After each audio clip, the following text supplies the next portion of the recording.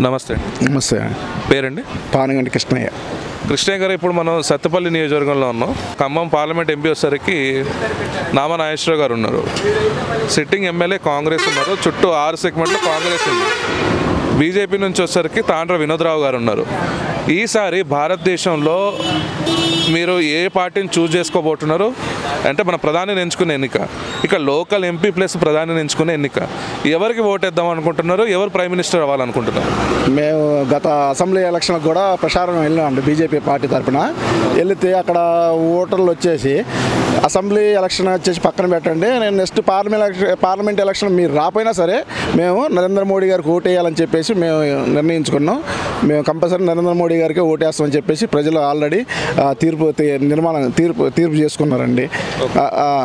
దేశం కూడా మన భారతదేశం చాలా బలంగా తయారైంది.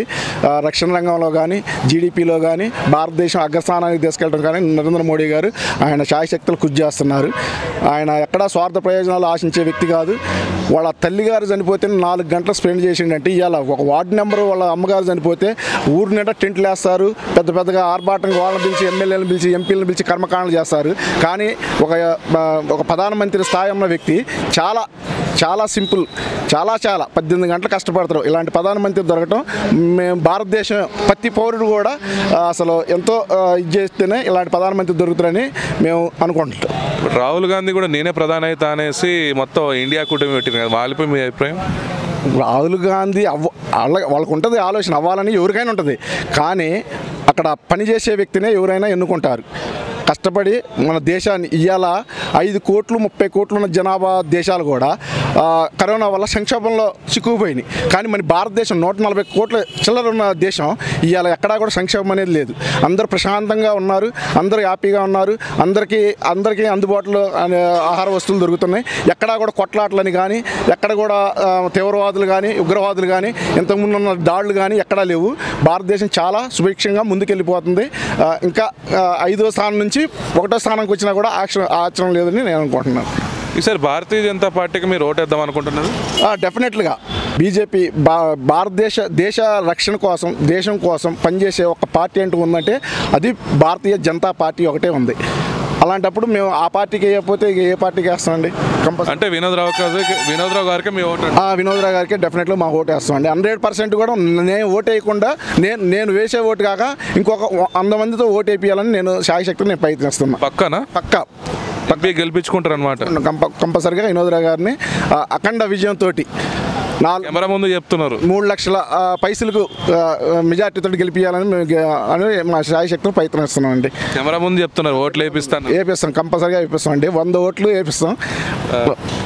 ఓకే. ఇక్కడ లోకల్ ఎంపీ బీజేపీ అయితే బెటరా? ఇప్పుడు ఎట్లయినా సెంటర్లో మోడీ వస్తున్నారని అంటున్నారు.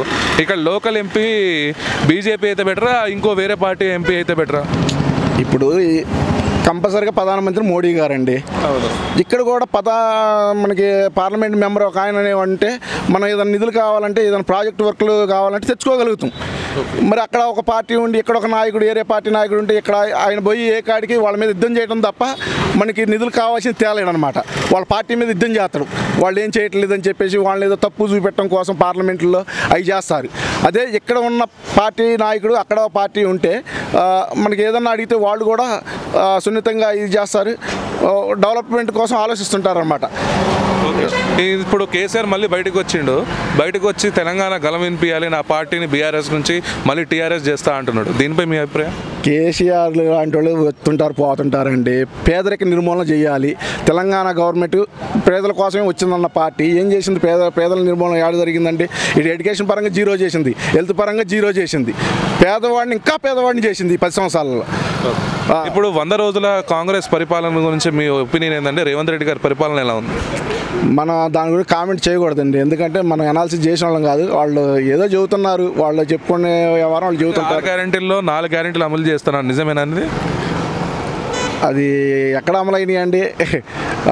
అసలు ప్రజలకు ఉపయోగపడాలి కదా. ప్రజలకు ఎలాంటి ఉపయోగపడాలంటే చేపలు పట్టడం కాదండి, చేపలు తినిపించడం కాదు, చేపలు వండి తినిపించడం, చేపలు పట్టడం నేర్పాలి ప్రజలకి. ఎప్పుడైనా చేపలు వండి పెడితే ఎన్నాళ్ళు వండి పెడుతుంటారు? చేపలు పట్టడం నేర్పితే ప్రజలు ఉపాధి కల్పించాలి, ప్రజలకు ఉపాధి కల్పించాలి. ఏదో ఉచిత పథకాల వల్ల సోమరిపోతులను చేసి జనాలను మేము అయ్యిస్తున్నాం అంటే డెవలప్ ఎక్కడైద్దండి దేశం? మొత్తానికి అయితే ఇక్కడ వినోద్ రావు గారు గెలుస్తారంటారు. 100% అండి. అఖండ మెజార్టీతో 3 లక్షల పైసలకు మెజార్టీతో వినోద్ రావు పక్కా పక్కా గెలవబోతున్నారు. ఓకే అండి, థ్యాంక్ యూ. ఓకే.